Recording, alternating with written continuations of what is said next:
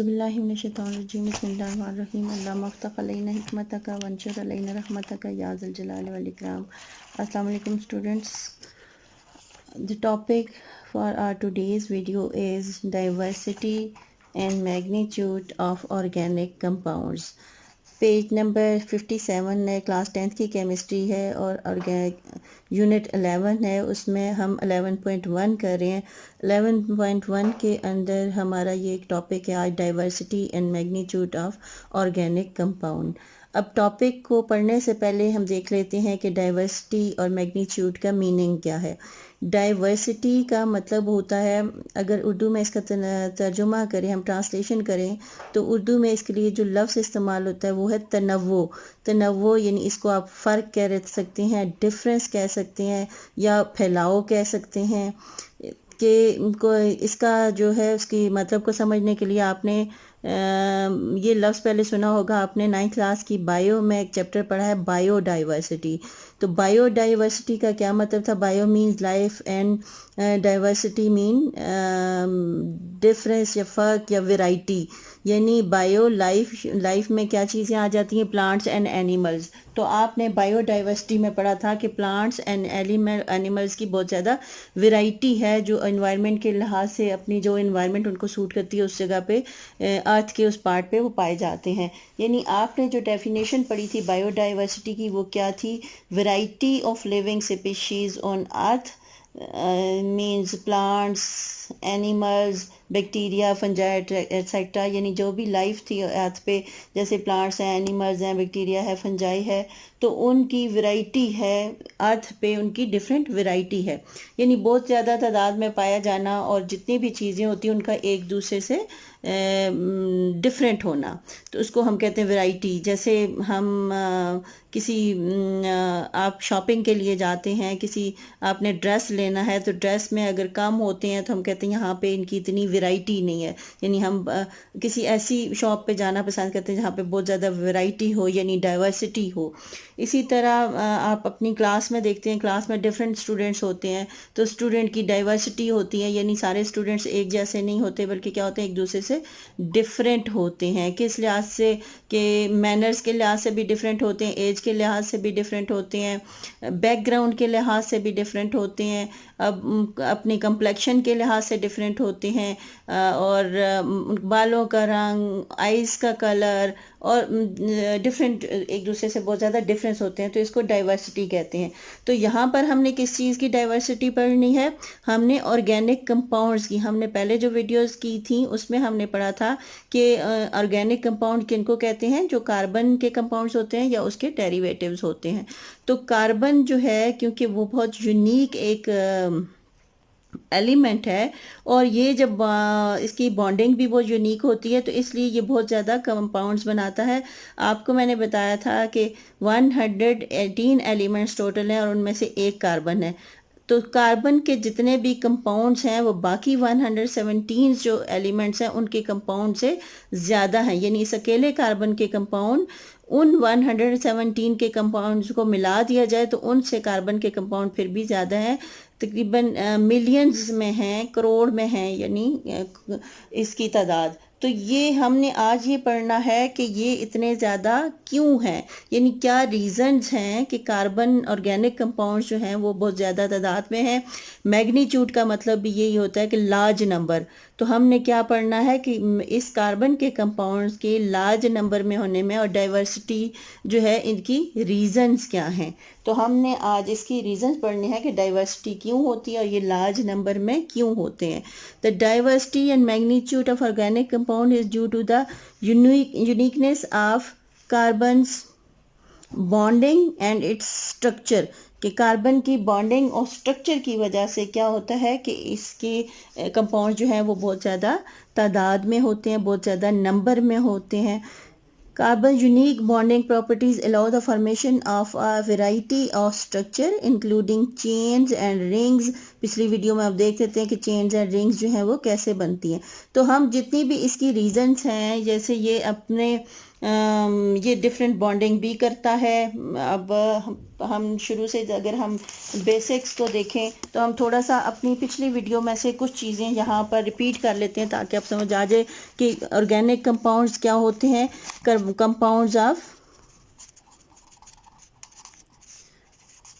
Compounds of carbon, और carbon का क्या होता है, एटॉमिक नंबर 6 होता है, एटॉमिक मास जो होता है वो 12 होता है। तो compounds of carbon and their derivatives, तो ये हम पहले पिछली वीडियो में बहुत अच्छी तरह पढ़ चुके हैं कि ये क्या होते हैं, ये ऑर्गेनिक कंपाउंड्स होते हैं।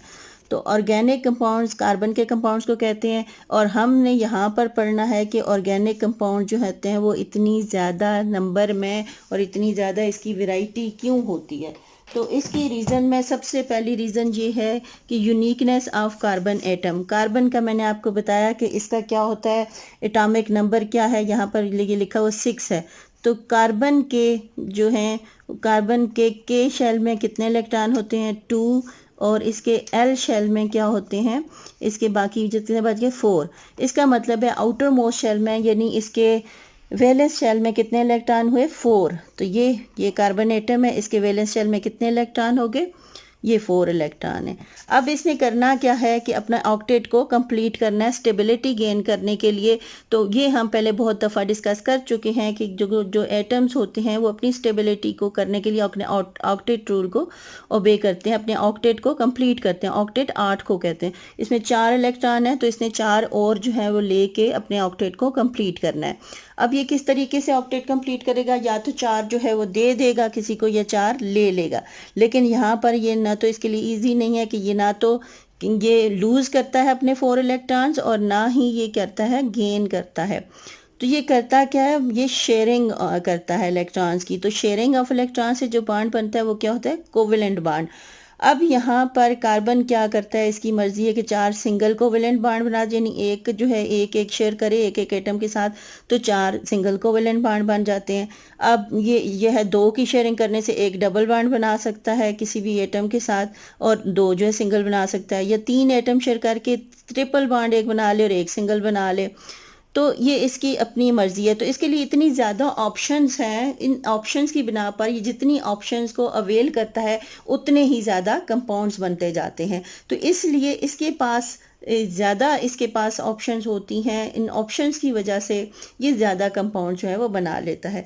तो ये फ़र्ज़ करें जब ये सिंपल सिंगल बॉन्ड सबके साथ बनाता है, फ़र्ज़ करें 4 हाइड्रोजन के साथ बना लेता है, ये हाइड्रोजन का क्रॉस जो है ये हाइड्रोजन का आउटर मोस्ट शेल में इलेक्ट्रॉन है, यानी इसका वैलेंस इलेक्ट्रॉन जो क्रॉस में शो किया हुआ है ये किस हाइड्रोजन का है, जो डॉट्स में ये कार्बन के हैं। तो ये इस तरह बॉन्ड ये एक एक सिंगल बॉन्ड बना लेगा। तो इस तरह जो एटम बनेगा उसको हम क्या कहेंगे, ये इस तरह बनाएगा, सिंगल डैश से हम इसको रिप्रेजेंट करते हैं। तो ये मीथेन का CH4 बन जाएगा, मीथेन का।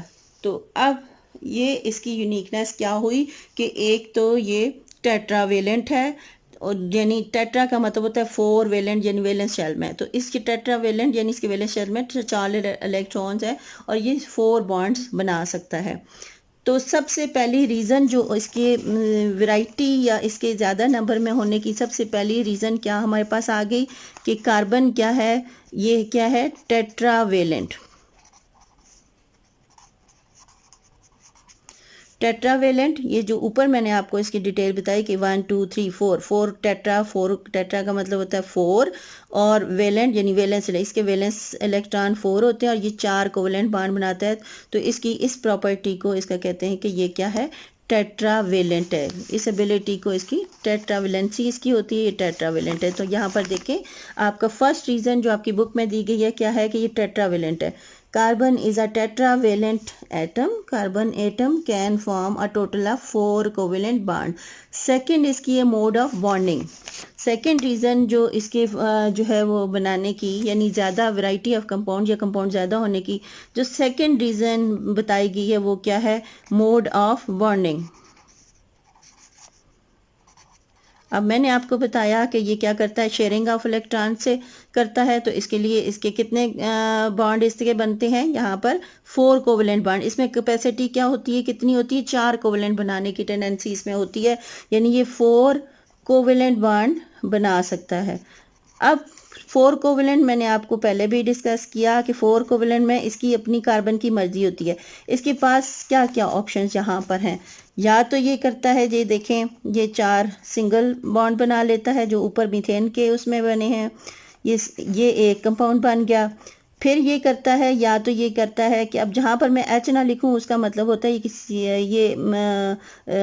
जो अंडरस्टूड होता है कि ये बॉन्ड जो है वो किसी के साथ बना रहा है, तो ये एच एटम है। अब आगे देखें, इसका ये है कि या तो ये एक डबल बना लेगा और बाकी 2 सिंगल बना लेगा, ये इसके 4 पूरे हो गए। इसके पास जो है वो तीसरी ऑप्शन ये है कि ये दोनों डबल बॉन्ड बना ले, तो इसके पास 4 पूरे हो गए। अब इसके पास एक और ऑप्शन क्या है कि ये एक ट्रिपल बॉन्ड बना ले और एक सिंगल बॉन्ड बना ले। तो जितनी दफ़ा ये बॉन्डिंग इसकी चेंज होगी उतने ही कंपाउंड ज़्यादा बनेंगे, इसके ऑप्शन ज़्यादा है। अगर इसके पास एक ही ऑप्शन होता कि इसने 4 सिंगल ही बॉन्ड बनाने हैं, तो सिंगल बॉन्ड किसी भी एलिमेंट के साथ, जैसे हाइड्रोजन के साथ बनाए हैं, तो ये किसी और भी एटम के साथ इसमें आ सकता है और बना सकता है। तो ये इसके पास यहाँ पर भी 4 ऑप्शन आ जाते हैं। अगर सिर्फ हम सिंगल बॉन्ड को देखें तो इसके पास यहाँ पर भी 4 ऑप्शन है। एक एच के साथ अटैच हो जाए, यहाँ पे क्लोरीन अटैच हो जाए, और यहाँ पर भी क्लोरीन हो, यहाँ पर भी क्लोरीन हो, तो ट्राइक्लोरोमीथेन बन जाएगा, यानी एक और ऑर्गेनिक कंपाउंड बन जाएगा। अगर 4 एच होंगे तो ये सिंपल मीथेन है। अगर एक हो तो ये क्लोरोमीथेन, एक क्लोरीन हो, 3 एच हो तो ये क्लोरोमीथेन बन जाएगा। यानी इसमें भी इसके पास बहुत ज़्यादा ऑर्गेनिक कंपाउंड बनाने की ऑप्शन है, वैरायटी ऑफ ऑर्गेनिक कंपाउंड। अब इसके पास अगर इसके पास और भी 3 वैरायटी, और तीनों में भी डिफरेंट आ जाता है कि हर एलिमेंट के साथ वो डिफरेंट कंपाउंड बनाएगा। अगर यहाँ पर ये ऑक्सीजन के साथ फर्ज करें, यहाँ पर ऑक्सीजन के साथ ये बनाता है, यहाँ पर ऑक्सीजन के साथ डबल बॉन्ड बना लेता है, तो यहाँ पर 2 एच लग जाते हैं, तो ये और कंपाउंड होगा। अगर ये यहाँ पर क्लोरीन लगा दें तो ये और कंपाउंड बन जाएगा। इसी तरह डिफरेंट बॉन्ड चेंज करने से भी और डिफरेंट एटम्स के साथ केमिकल बॉन्ड बनाने से भी डिफरेंट ऑर्गेनिक कंपाउंड बन जाता है। तो इसी वजह से ऑर्गेनिक कंपाउंड जो है बहुत ज़्यादा नंबर में बन सकते हैं। अब हम नेक्स्ट ऑप्शन देखते हैं कि तीसरा रीज़न क्या है, कार्बन कार्बन बॉन्डिंग। तीसरा रीज़न जिसकी वजह से ये बहुत ज़्यादा तादाद में होते हैं, यानी इसकी डाइवर्सिटी होती है, यानी मैग्नीट्यूड बहुत ज़्यादा होता है, वो है कार्बन कार्बन एटम। अब या इस फिनोमेना को हम कहते हैं कैटिनेशन। कैटिनेशन करता है। कैटिनेशन क्या होती है? The tendency of carbon atom to form covalent bond with other carbon atom.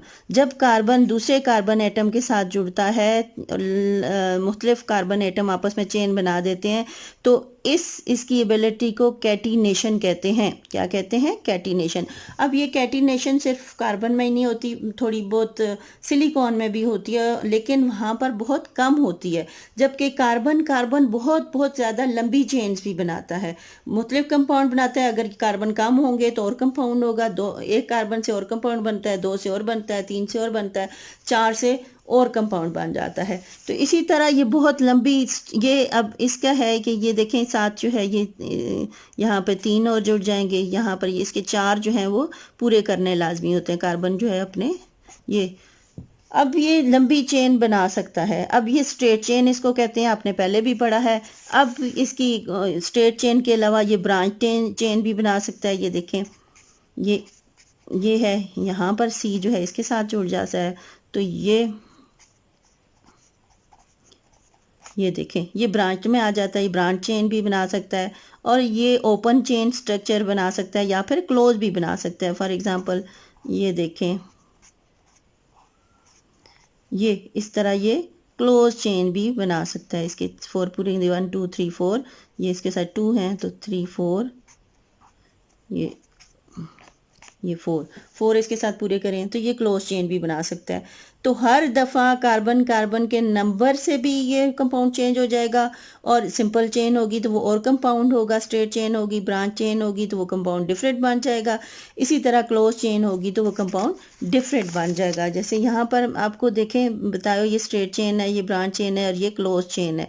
तो जितनी दफ़ा ये जो है वो कार्बन एटम की अरेंजमेंट डिफरेंट होगी तो एक नया कंपाउंड जो है वो बन जाएगा। जाएगा। तो इस तरह कंपाउंड जो ऑर्गेनिक कंपाउंड ज़्यादा नंबर में होते हैं और इसकी इस प्रॉपर्टी को क्या कहते हैं, कैटिनेशन। हमने 3 रीजंस पढ़ ली। अब हमने पढ़ना है जी कि ये जो है ना सिर्फ कार्बन हाइड्रोजन के साथ, हाइड्रोकार्बन को ही ऑर्गेनिक कंपाउंड कहते हैं, बल्कि कार्बन जो है वो दूसरे कंपाउंड्स के साथ भी जो है ऑर्गेनिक कंपाउंड बनाता है। तो जब ये सिर्फ हाइड्रोजन के साथ बनाएगा तो कंपाउंड डिफरेंट होगा। अब ये कार्बन जो है वो किसके साथ बना देता है, ये कार्बन जो है हाइड्रोजन के अलावा एक हाइड्रोजन के साथ बनाता है, इसके अलावा ऑक्सीजन के साथ भी बॉन्ड बना सकता है, सल्फर के साथ भी बॉन्ड बना सकता है, नाइट्रोजन के साथ भी बॉन्ड बना सकता है, क्लोरीन के साथ भी बॉन्ड बना सकता है। तो जितनी दफ़ा ये एलिमेंट्स चेंज होंगे तो कंपाउंड भी चेंज होता जाएगा। यानी ना सिर्फ ये हाइड्रोजन के साथ कार्बन बॉन्डिंग बनाता है, अब अपने से कार्बन यानी अपने जैसे कार्बन एटम के साथ बॉन्डिंग करता है, बल्कि ये अदर एलिमेंट्स के साथ भी बॉन्डिंग करता है, जिनमें फॉर एग्जांपल ये सारे एलिमेंट्स हैं।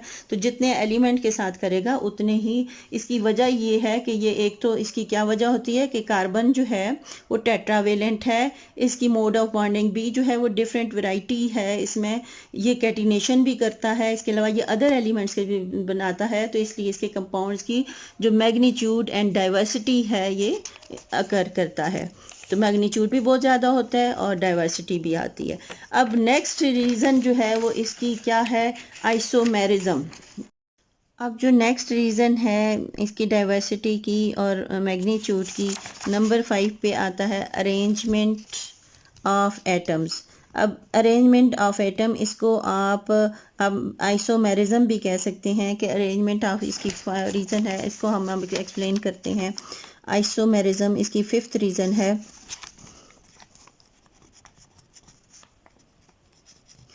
आइसोमेरिज्म में क्या होता है, अब देखें, आइसोमेरिज्म इसकी एक ऐसी प्रॉपर्टी है जिसमें डिफरेंट ऑर्गेनिक कंपाउंड जिनका केमिकल फार्मूला तो एक ही होता है लेकिन स्ट्रक्चरल फार्मूला यानी अरेंजमेंट ऑफ एटम जो है वो डिफरेंट होता है। अब हम इसकी एग्जांपल ले लेते हैं। फ़र्ज़ करें हमारे पास एक कंपाउंड है जिसका फार्मूला है C5H12, ये पेंटेन है। तो ये इसका स्ट्रक्चर, ये इसका केमिकल फार्मूला, इसका स्ट्रक्चर फार्मूला ये होगा C2 3 4 और ये 5। पेंटेन 5 वाले को कहते हैं, तो इसमें 5 है। अब बाकी बॉन्ड इसके जो है यहाँ पर भी 3 H लग जाएंगे, ये 2, ये 4 पूरे करने होते हैं। हर C के इर्द गिर्द 4 हमने पूरे करने हैं। तो ये 4 इसके 1 2 3 4 देखें, इसके सब के 4 हमने बॉन्ड पूरे कर दिए। ये H लगा दें, ये पेंटेन बन जाएगा। अब आप काउंट करें सबके C5 हैं और H12 हैं कि नहीं है इसमें। ये H ना भी लगाएं तो अंडरस्टूड होता है, ये H होता है। तो ये देखें 1 2 3 4 5, ये 5 हो गया। अब H काउंट करें, 1 2 3 4 5 6 7 8 9 10 11 12। अब ये क्या है, C5H12 और इस कंपाउंड का नाम है नॉर्मल पेंटेन। अब ये इसकी अरेंजमेंट ऑफ एटम है। अब एक और तरीके से भी अरेंजमेंट हो सकती है इसी फार्मूला की। हम ये कार्बन एटम की अरेंजमेंट ऐसे भी हो सकती है, 1 2 3 4 और एक ये ब्रांच्ड बना लेगा, ये CA के इधर आ जाएगा। अब इसके पूरे करें, इसके कोवेलेंट बॉन्ड। ये 4 इसके पूरे हो गए, इसके भी 4 पूरे करें, इसके भी 4 पूरे कर देते हैं। ये अब H लगा लें आप, ये हमने H लगा लिए। अब आप इसको काउंट करें कि ये C5 और H12 हैं कि नहीं है। काउंट देम, 1 2 3 4 5 C हैं। अब H काउंट करें, 1 2 3 4 5 6 7 8 9 11 12। ये देखें, अब ये कितने आ गए, 12 आ गए। तो ये जो है इसको हम कहेंगे आइसोपेंटेन। तो ये देखें फार्मूला वही है, ये भी C5H12 है और ये जो है ये भी C5H12 और ये भी C5H12 फार्मूला एक ही है। तो इससे लगता है कि ये एक ही कंपाउंड होगा, लेकिन इन दोनों का स्ट्रक्चर फार्मूला जो है वो डिफरेंट है। तो इसलिए एक ही फार्मूले के 2 कंपाउंड है। इसके अलावा एक तीसरा स्ट्रक्चर फार्मूला भी इसका बन सकता है। 1 सी, इसका इधर भी सी है, ये सी है, एक इधर सी लगा लें, एक इधर सी लगा लें। अब सबके साथ एच अटैच करें, इसके चारों बॉन्ड कंप्लीट हैं, इसके साथ 3 एच और लगेंगे, हम ऐसे लिख लेते हैं, इसके साथ भी 3 एच और लगेंगे, इसके साथ भी 3 एच और लगाएं और इसके साथ भी 3 एच और लगाएं। तो अब देखें 3 3 6 3 9 और 3 12, यानी ये भी होगा C5H12। तो इसको हम कहते हैं नियो पेंटेन। अब देखें एक ही फार्मूले के तहत 3 आ गए, तो इसका क्या मतलब होता है कि ये अगर सेम मॉलिक्यूलर फार्मूला, अगर डिफरेंट स्ट्रक्चर फार्मूला हो तो ये सारे एक दूसरे के आइसोमर्स होते हैं और इस प्रॉपर्टी को आइसोमेरिज्म कहते हैं। तो आइसोमेरिज्म की वजह से भी ऑर्गेनिक कंपाउंड जो है वो बहुत ज़्यादा तादाद में पाए जाते हैं। इसको अरेंजमेंट ऑफ एटम डिफरेंट होती है, तो अरेंजमेंट ऑफ एटम की वजह से स्ट्रक्चर फार्मूला जो है वो डिफरेंट आ जाता है। आपकी बुक में एक एग्जाम्पल दी हुई है, लुक CH3OCH3, इसका फार्मूला देखें क्या है, C2H6 है और O है, C2H6 और O। और जब इस कंपाउंड का क्या नाम है, ईथर, इसको डाइमिथाइल यानी 2 मिथाइल ग्रुप लगे हुए हैं तो इसके लिए इसको डाइमिथाइल ईथर कहते हैं। अब देखें इसका भी वही फार्मूला होगा, C कितने हैं 2, H कितने हैं 6, 3 2 5 और 1 6 और एक O, लेकिन ये इसकी अरेंजमेंट ऑफ एटम डिफरेंट है, ये दरम्यान में O है, इधर CH3 लगा हुआ है, यहाँ पर दरम्यान में CH2 है और OH ग्रुप लगा हुआ है, इसलिए ये इथानॉल है या अल्कोहल है, यानी कंपाउंड डिफरेंट है, मॉलिक्यूलर फार्मूला सेम है, तो ये दोनों एक दूसरे के क्या हो गए, आइसोमर्स हो गए। तो इसलिए इसकी एक रीज़न ये भी होते हैं। अब एक और रीज़न जो है जिसकी वजह से ऑर्गेनिक कंपाउंड जो होते हैं उनकी डाइवर्सिटी शो करते हैं, तो वो है strength of covalent bond of carbon atom. अब स्ट्रेंथ ऑफ कोवेलेंट बॉन्ड है, यानी कार्बन एटम जो कोवेलेंट बॉन्ड बनाता है वो बहुत स्ट्रांग होते हैं। कैसे स्ट्रांग होते हैं, the size of the carbon atom is very small. क्यों स्मॉल होता है, देखें सिर्फ इसका 6 है, एटॉमिक नंबर है, बहुत स्मॉल होता है, इसलिए क्या करता है, form strong covalent bond with each other, एक दूसरे के साथ बहुत ही स्ट्रॉन्ग बॉन्डिंग होती है, and with other elements such as hydrogen, oxygen, nitrogen, sulphur, जो पहले मैं आपको बता चुकी हूँ, एंड हेलोजन 7th ग्रुप के एलिमेंट्स को कहते हैं, फ्लोरीन, क्लोरीन, ब्रोमीन, आयोडीन, ये सारे क्या हैं, ये हेलोजेंस कहलाते हैं। This property of carbon enables it to form large number of compounds. तो लार्ज नंबर यानी मैग्नीट्यूड और डाइवर्सिटी की क्या क्या रीजन हमने पढ़ी। फर्स्ट रीजन हमने पढ़ी कि ये क्या करते हैं, ये टेट्रावेलेंट है। सेकंड रीजन हमने पढ़ी कि कार्बन की जो है वो सिंगल बॉन्ड भी बना सकते हैं, डबल भी, ट्रिपल भी बना सकते हैं। मोड ऑफ बॉन्डिंग पढ़ी। तीसरा हमने इसकी रीजन कैटिनेशन पढ़ी। फोर्थ रीजन हमने इसको जो पढ़ी कि ये अदर एलिमेंट्स के साथ भी स्ट्रॉन्ग बॉन्ड बना लेता है कार्बन एटम। तो और फिफ्थ रीजन हमने आइसोमेरिज्म पढ़ी। और सिक्स रीजन हमने पढ़ी कि कोवेलेंट बॉन्ड जो कार्बन एटम बनाता है अपने साथ और दूसरों के साथ वो बहुत ज़्यादा स्ट्रांग होते हैं। तो दैट्स ऑल फॉर नाउ। तो अगली वीडियो तक के लिए अल्लाह हाफिज़। खुश रहिए, खुशियाँ बांटिए।